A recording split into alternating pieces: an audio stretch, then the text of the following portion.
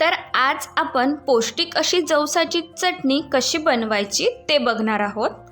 तर त्यासाठी इथे मी 1 वाटी जवस घेतलेले आहे। हे जवस कुठल्याही किराणा दुकानामध्ये सहज मिळतात। जवस हे शरीरासाठी अत्यंत लाभदायक आहे। ज्यांना कोलेस्ट्रॉल आणि डायबिटीजचा त्रास आहे त्यांनी जवसाचा वापर आवर्जून करावा। सोबतच वजन कमी करण्यासाठी, सांधेदुखीसाठी तसेच आयरनची कमतरता असणाऱ्यांसाठी जवस अत्यंत उपयोगी असतं। चला तर मग यासाठी मी काय काय साहित्य घेतलंय ते बघूया। 1 वाटी जवस, अर्धी वाटी तीळ, अर्धी वाटी शेंगदाणे, 2 सुक्या लाल मिरच्या, चमचाभर लाल मिरची पावडर, चवीनुसार मीठ, चमचाभर जिरं आणि 10-12 कढीपत्त्याची पाने। इथे ना मी 7-8 लसूण पाकळ्या सुद्धा घेतलेल्या आहे, त्या दाखवायच्या मी विसरले। आता ना आपल्याला हे सर्व जिन्नस भाजून घ्यायचे आहे। तर सर्वात आधी मी हे अर्धी वाटी शेंगदाणे भाजून घेणार आहे, कारण शेंगदाणे खमंग भाजायला वेळ लागतो। आता हे शेंगदाणे ना आपल्याला मंद गॅसवर साल सुटेपर्यंत भाजून घ्यायचे आहे। शेंगदाण्यामध्ये फायबर भरपूर असतं, त्यामुळे पाचन सुधारलं जातं, मधुमेह आणि रक्तदाब देखील नियंत्रणात राहतो। इथे खमंग असे शेंगदाणे भाजलेले आहे। आता यामध्ये 1 वाटी जवस ही मी शेंगदाण्यासोबतच टाकून भाजून घेणार आहे। जवस हे बारीक असतात, त्यामुळे तुम्ही ते मोठ्या गॅसवर भाजले तर ते जळतात आणि चटणीला खमंग चवही येत नाही। त्यामुळे जवसही मंद गॅसवर एकसारखं हलवत जवसाचा हलकासा रंग बदलेपर्यंत हे जवस आपल्याला भाजून घ्यायचे आहे। जसजसे जवस भाजले जातात तसतसे बघा जवस तडतडायला लागतात। इथे बघा जवस भाजून झालेले आहे। आता यामध्ये अर्धी वाटी तीळ टाकून घ्यायचे आहे।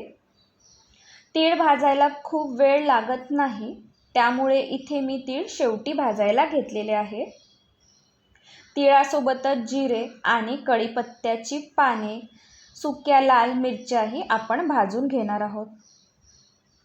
आता हे तीळ सुद्धा 2-3 मिनिटं मंद गॅसवर तांबूस रंगावर भाजून घ्यायचे आहे। तिळामध्ये भरपूर फायबर असतं, त्यामुळे पचनशक्ती सुधारून पोटाच्या इतर समस्याही कमी होतात। तीळ खाल्ल्याने शरीराला ताकद मिळते आणि थकवा दूर होतो।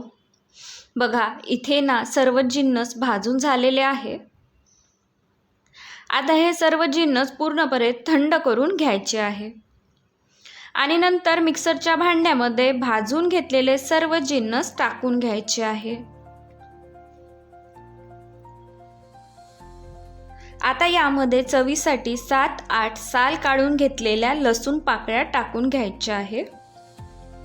आवडीनुसार लाल मिरची पावडर टाकायची आहे। चवीनुसार मीठ टाकायचं आहे आणि आता हे जिन्नस जाडसरच मिक्सरला बारीक करून घ्यायचे आहे। खूप जास्त बारीक करून घेऊ नका, थोडंसं ओधडभोधडच बारीक करून घ्या, कारण यामध्ये शेंगदाणे आणि तीळ आहेत, त्यामुळे खूप बारीक केल्याने तेल सुटू शकतं आणि चटणी जी आहे ती ओलसर तयार होऊ शकते। हे बघा अशी जाडसर पूड तयार करून घ्यायची आहे। आता ही जवसाची चटणी काढून घेऊया। अतिशय खमंग पौष्टिक अशी जवसाची चटणी तयार झाली आहे। ही जवसाची चटणी 15 ते 20 दिवस तुम्ही हवाबंद डब्यामध्ये ठेवू शकता। रोजच्या जेवणामध्ये तोंडी लावण्यासाठी, पोळी भाकरीसोबत खाण्यासाठी हेल्दी पर्याय आहे।